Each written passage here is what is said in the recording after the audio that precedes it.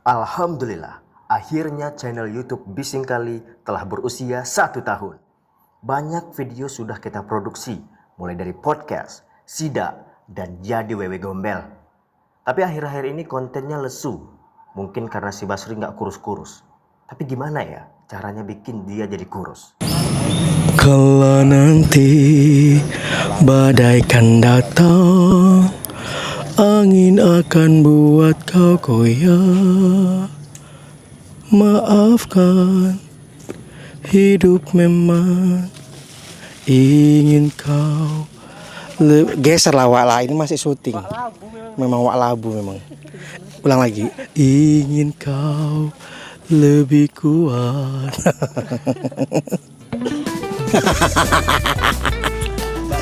Halo guys. Halo, ini kita lagi ada di lapangan. Lagi laksanakannya coaching klinik sepak bola dari LPU PWM Sumatera Utara. Apa kepanjangannya Bang LPU? Intermezzo ya, lewat terus.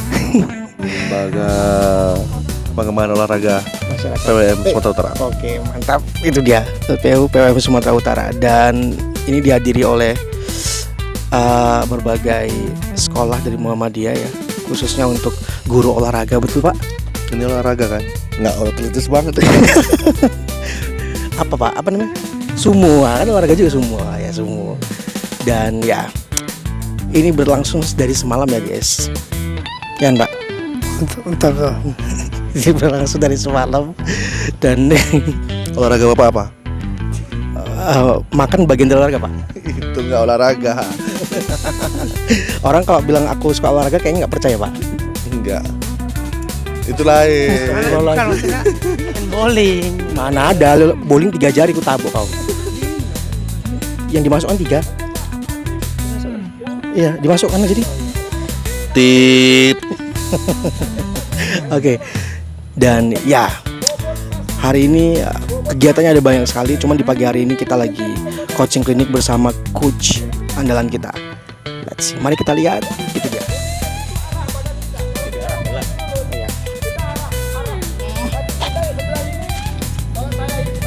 Kita seperti ini Pak, pasti bolanya naik. Supaya bolanya tidak naik, posisi kakinya di tengah bola.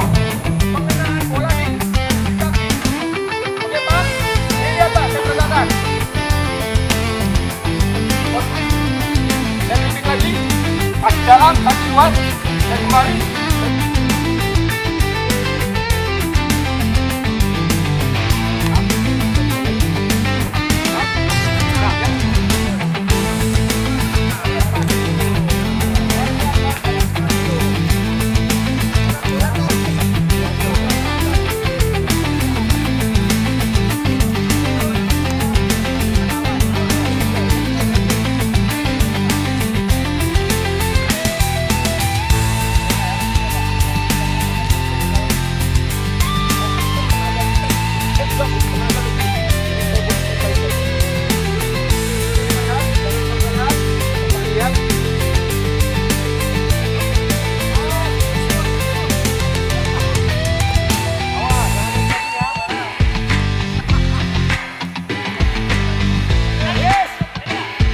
Bang, wawancara sedikit bentar boleh Bang? Iya. Boleh Bang. Ini dari channelnya Bising Kali Bang, dari Unsur. Dari mana Bang? SMA Muhammadiyah 1 Medan Bang. Sama Muhammadiyah 1 Medan. Ini tadi habis ngapain nih Bang? Ini latihan dasar dari passing, dribbling, sama kontrol bola. Nah, gimana menurut Abang setelah melakukan pelatihan dan beberapa materi tadi malam? Ini untuk saat sekarang ini kalau untuk pribadi saya, untuk latihan seperti ini mungkin mulai lagi nih Bang. Nah, yang biasanya kita ngelatih gitu kan, memang agak terasa kan dengan latihan ini. Jadi suatu hal yang luar biasa yang dilakukan oleh LPO PWM Sumut, supaya istilahnya guru-guru selain melatih, mereka juga paham dari teknik dasar bermain sepak bola seperti itu. Jadi luar biasa ya Bang ya. Nah, aplikasinya ke depannya harapannya Abang apa? Aplikasi untuk kedepannya semoga LPO PWM Sumut ini banyak dalam artian program-program yang mengembangkan sepak bola terutamanya di Sumatera Utara, supaya di samping pelatih yang berlisensi kedepannya kemudian pelatihnya juga bisa membimbing, mendidik anak-anak peserta didik yang bisa berkualitas untuk berkembang untuk ke kancah yang nasional bahkan sampai internasional. Oke Sobat Bising kali, hari ini saya lagi berada di aula ya, dan saya nggak sendiri nih, ada Coach Edi. Gimana kabarnya Coach? Alhamdulillah baik. Nah Coach Edi tadi lihat profilnya sedikit, pernah bermain di PSMS. Itu pada tahun kapan tuh? Itu dari tahun 89 sampai 92. 92 ya Coach. Sekarang udah nggak pensiun lah ya Coach ya? Sudah fokus melatih. Fokus melatih. Nah Coach, melihat perkembangan sepak bola saat ini, menurut Coach gimana perkembangan sepak bola yang ada di Sumatera Utara? Ya, kalau saya lihat secara keseluruhan kita tertinggal jauh dengan Pulau Jawa. Kenapa? Dari sisi lapangan kita terbatas dibanding luar Jawa, dibanding Jawa. Setiap desa di Jawa itu punya lapangan. Lapangan itu ada kenapa? Dari dana desa. Itu yang kita mesti pahamin. Sepak bola mau maju ada 3 komponen: pemain, pelatih, dan tidak kalah penting adalah lapangan. Dan kita berharap Sumatera Utara ada lapangan-lapangan yang menjadi sarana anak-anak kita untuk bermain. Selain dari fasilitas nih Coach, kira-kira kendala yang lain apa lagi selain dari fasilitas? Dari sisi pelatih, kita memang tertinggal jauh, terutama dari daerah luar Sumatera. Mereka banyak pelatih-pelatih yang berlisensi di atas yang mau turun ke grassroots. Sementara di kita hanya banyak di level atas, tapi kita jarang yang mau turun ke grassroots. Nah kemudian cara cepat untuk menaikkan kualitas sepak bola yang ada di Sumatera Utara harus memperbanyak para pelatih supaya mendapatkan lisensi seperti itu. Nah dengan adanya kegiatan coaching klinik ini kan Coach, ini apa bisa menjadi jawaban untuk supaya perkembangan sepak bola menjadi lebih maju lagi? Ya, sebenarnya jawaban dari informasi dari Asprop juga seperti itu, kelemahan kita seperti itu, dan saya berharap dari dari coaching klinik ini, terutama yang buat gebrakan itu UMSU sendiri. Nah, ini luar biasa kalau sempat terjadi nanti UMSU membuat gebrakan untuk kemajuan sepak bola Sumatera Utara.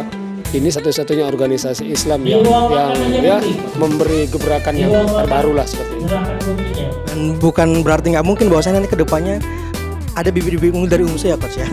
Kalau pelatihnya nanti yang peserta ini dikhususkan lisensi insya Allah pasti ada. Ini Coach, klub favorit Coach ini apa? Klub favorit, walaupun tadi malam kalah saya tetap favorit Madrid. Madrid. Oke Coach, mantap Coach. Nah kali ini ada Coach yang kedua ya, namanya Coach Sugianto ya Coach ya. Nah Coach dulu pernah bermain di Persela Lamongan ya Coach ya? Itu tahun 2004 pernah, tapi saya lebih banyak main di PSMS Medan, ada 9 tahun lah. 9 tahun ya, dan sekarang udah pensiun dan jadi pelatih. Pensiun, ya, benar.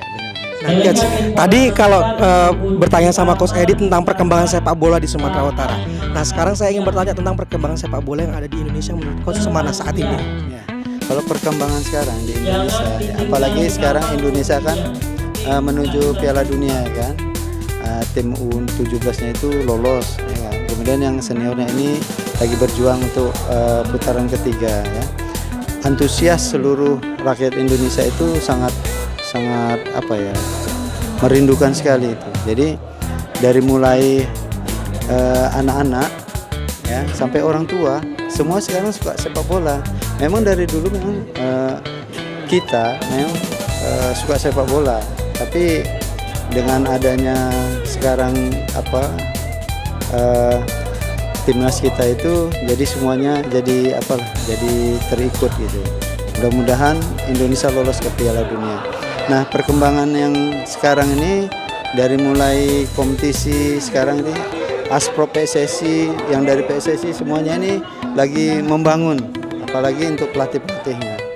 Ya, alhamdulillah untuk Sumatera Utara sekarang ini ya Bapak BLT Arya Suningla itu sampai dia membuat satu lisensi pelatih, wasit, semua itu lagi supaya berkembang lah. Itu yang dibangunnya dulu SDM. Nah dengan adanya U17 yang sekarang masuk ke Piala Dunia, ini kan istilahnya cukup panjang perjalanannya Coach. Kira-kira sebenarnya saat ini kendalanya apa Coach yang perlu diperbaiki? Ya. Setiap tim itu kan semuanya itu ada proses ya kan. Jadi dengan masuknya Piala Dunia itu aja itu merupakan satu prestasi yang sangat luar biasa menurut saya. Nah mungkin hal-hal yang lain mungkin bisa dievaluasi, diperbaiki. Nah, mengenai kekurangan-kurangannya itu pelatih lah yang tahu. Nah, kalau kita sebagai yang melihat, ya sudah senang, sudah bersyukur sekali karena timnas kita itu sudah lolos ke Piala Dunia, sudah ikut dia. Jadi merah putih akan dinyanyikan di sana. Gitu. Berarti faktor terpenting juga salah satunya dipengaruhi oleh pelatih. Nah, kita bisa lihat dari acara hari ini Cok, tentang coaching klinik nih. Nah, kira-kira pendapat coach gimana nih tentang adanya kegiatan coaching klinik yang dikhususkan untuk pelatih sepak bola, khususnya sepak bola tingkat SD dulu ya. Wah, ini luar biasa nih ya. Baru ini dia ya organisasi ya LPU Muhammadiyah UMSU ya mengadakan coaching klinik yang dari guru-guru sekolah dasar itu ya, sekolah guru olahraga. Nah, 2 hari ini mereka mendapatkan ilmu pelatihan ya kan. Sebenarnya nggak cukup dia 2 hari.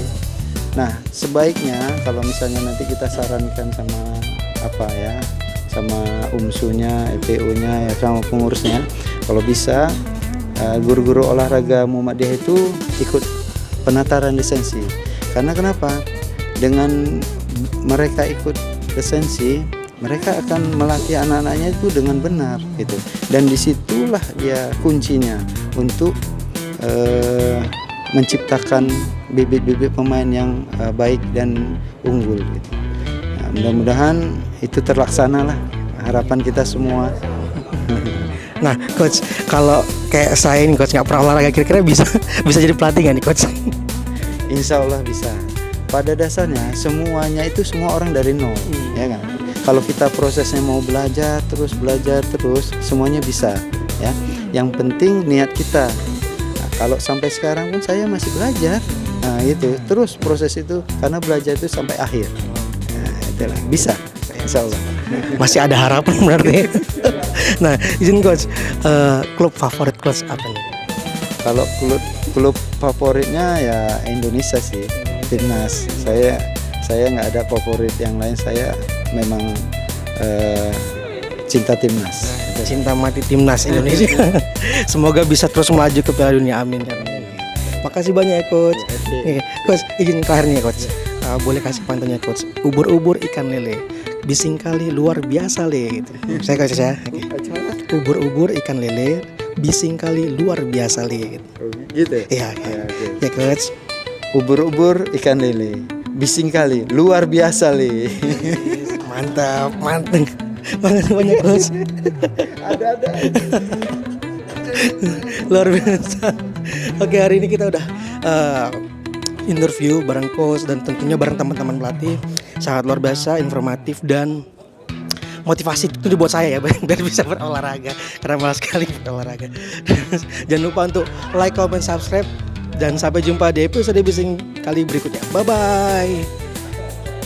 Oke, itu dia motivasi. Dan sepak bola ini memang olahraga yang luar biasa, bisa menyatukan dan bisa memotivasi. Memotivasi Basri jadi kurus.